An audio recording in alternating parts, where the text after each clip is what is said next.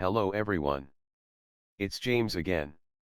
And today I want to talk about something very important. And that's narcissistic abuse victims that share toxic traits of the narcissist. This is the sad reality that happens that many of us have had a tough time with. And many of us don't want to see this fact. But the ones that are truly successful in their healing from narcissistic abuse are the ones that recognize the self-work that needs to be done to correct all the ills and horrible things that was done to them. And that includes warps put in the abuse victim's personality that isn't deemed normal or healthy by normal and healthy people. So what are these traits one might possess that was subjected to childhood narcissistic abuse? They might not even know they have. The first one is hypersensitivity to constructive criticism. Now we aren't talking about someone that is taking mean jabs at you, or someone that is making backhanded comments. And by the way, I did make a video about that. I will put a link for it in the subject line below in case you haven't viewed it yet. But in this video, I mention, you know you don't have thin skin if you have fun with the typical joking around. You actually enjoy it.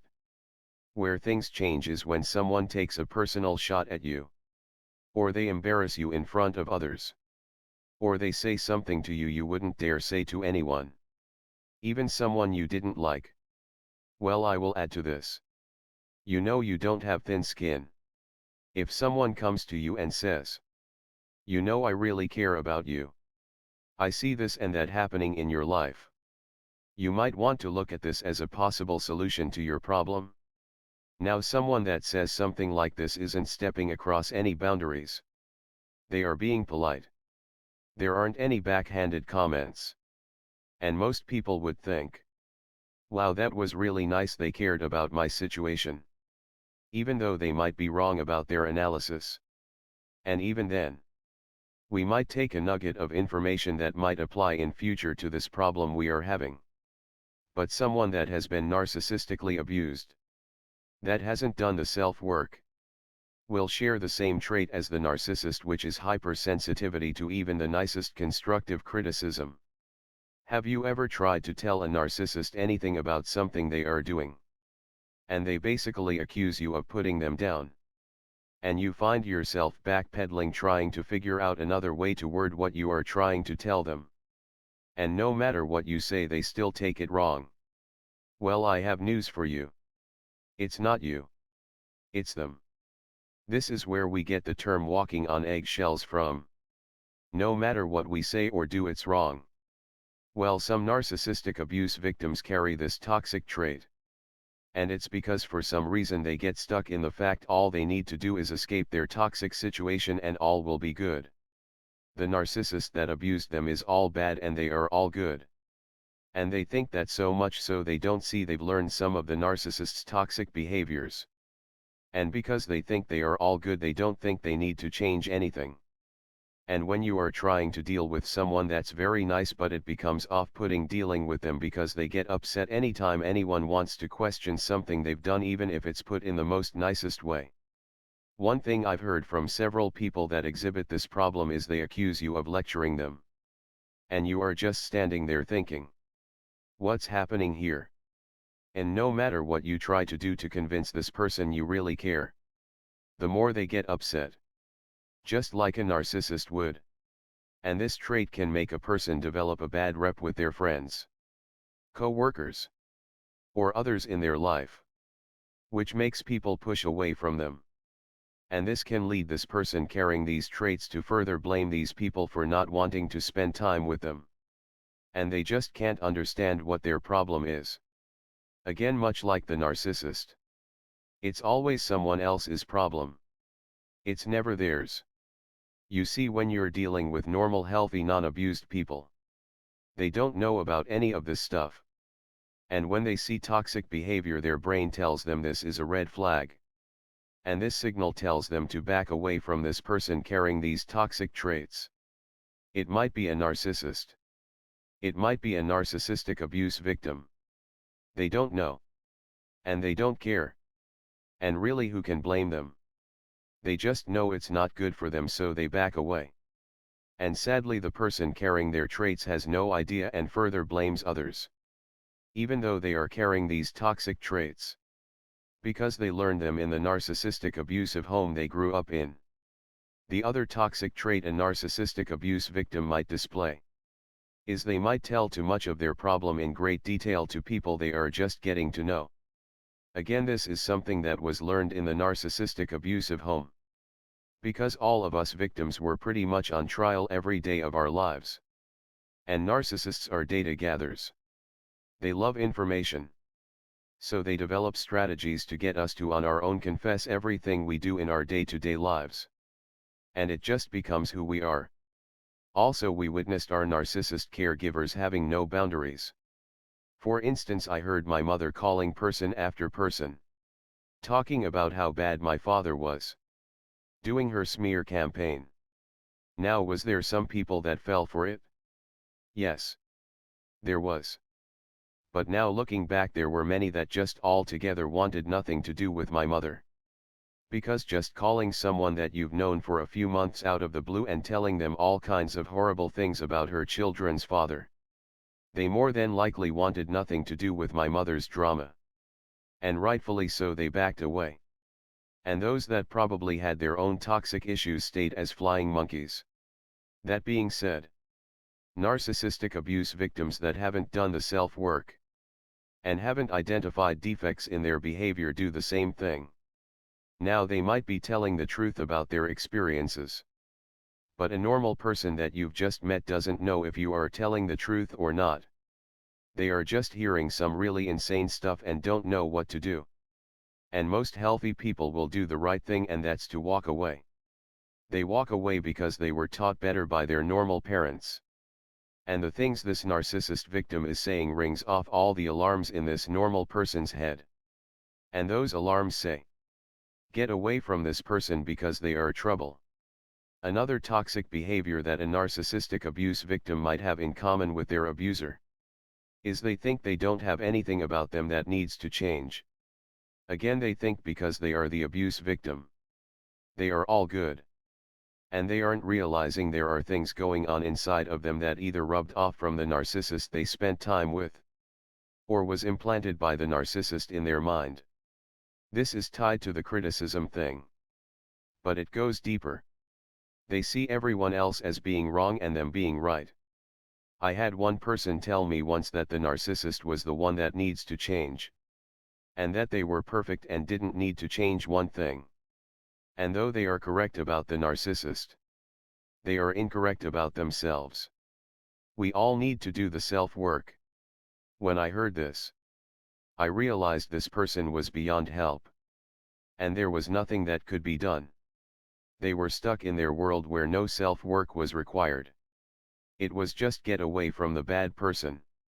And that's all that needed to be done. And no one gets them because they are so good and everyone is so bad.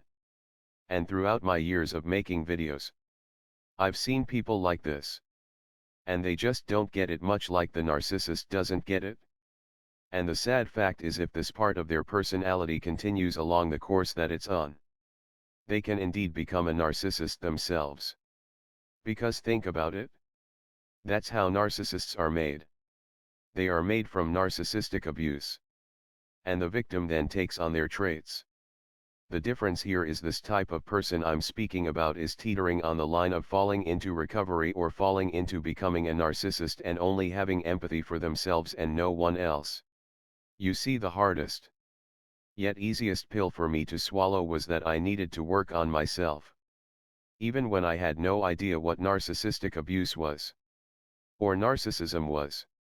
I recall saying and doing things that I felt embarrassed about seconds after saying and doing them.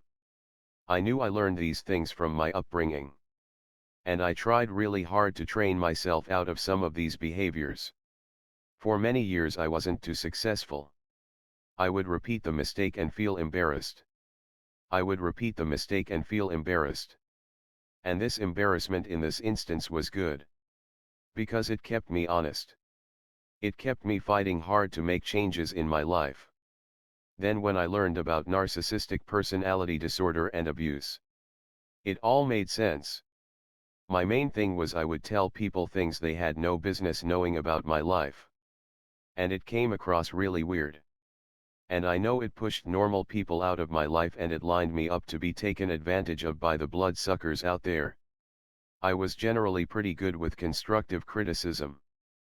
But early on I must admit it did hurt a lot and I had to work hard to understand it was being told to me out of care, not malice. Once I grabbed onto that, I was able to see the difference between something helpful and a backhanded comment. But every day I work on myself. Every day. And sometimes I screw up.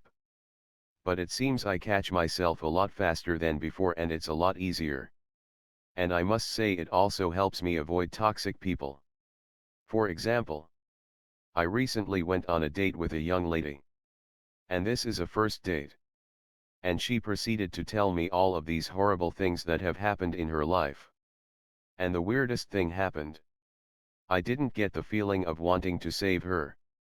I didn't get the feeling of wow, she's messed up like me. Maybe this will be a good match. I for the first time had the reaction those that were raised in a normal home would have. And that was, this is potential trouble. And I will tell you, there was no second date. I was polite. I just told her I didn't think we were a good fit. But there was no second date. And who knows?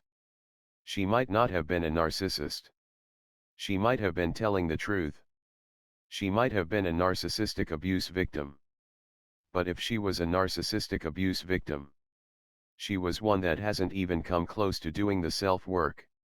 She acted like there was no self-work for her to do. And that can be almost as bad as dealing with a narcissist. Because sadly they are a hair step away from becoming a narcissist themselves if they don't do the work. And it's truly sad. But I was happy with my decision. And it taught me something important. This is what it's like to be healthy. Years ago I would have jumped in headfirst trying to fix every one of this young lady's problems.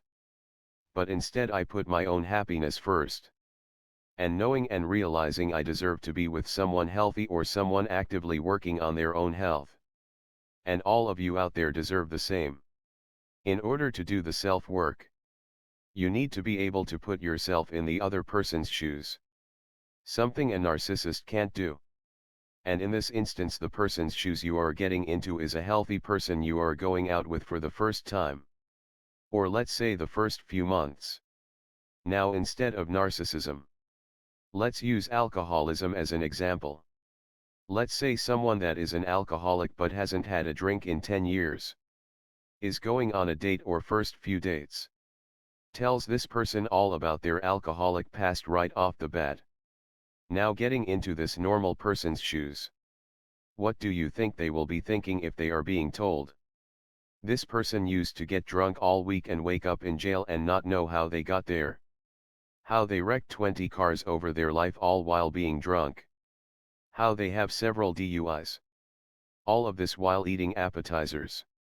The normal healthy person will be thinking, how do I know they are really sober and have been so for 10 years? It sounds like they've lived a very chaotic life. And I really don't want to be dragged into their chaos. And you want to know what?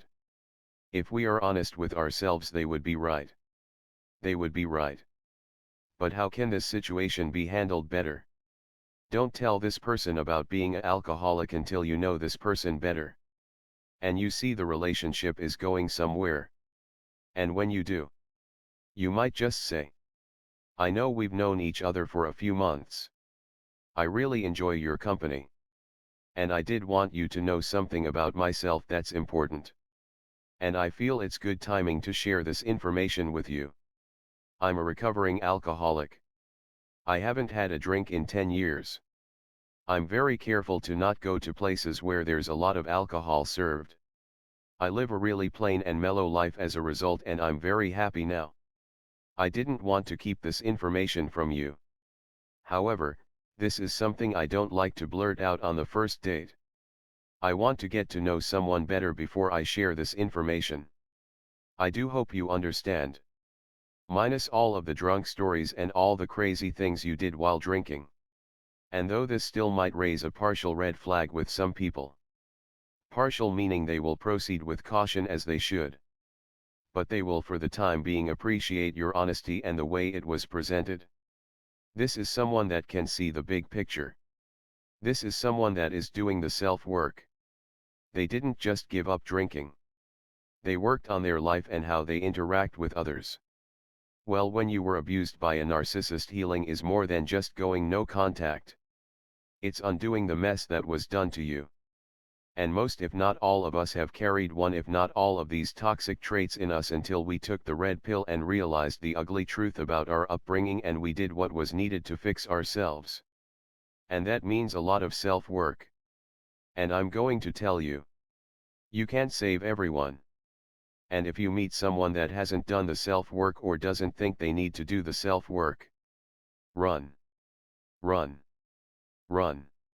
Run just as fast as you would if they were a narcissist themselves. Because getting involved with someone that can't see their own toxic traits and can't see they need to do a lot of self-work is like trying to rescue someone that is drowning but keeps on trying to pull you under with them. Sometimes you need to use the wisdom and knowledge that you've learned and just let go and move on to someone that gets it. Like I always say, knowledge is power. The more we know, the more we can live happy and healthy lives. Until next time. Bye for now. And be good to yourself.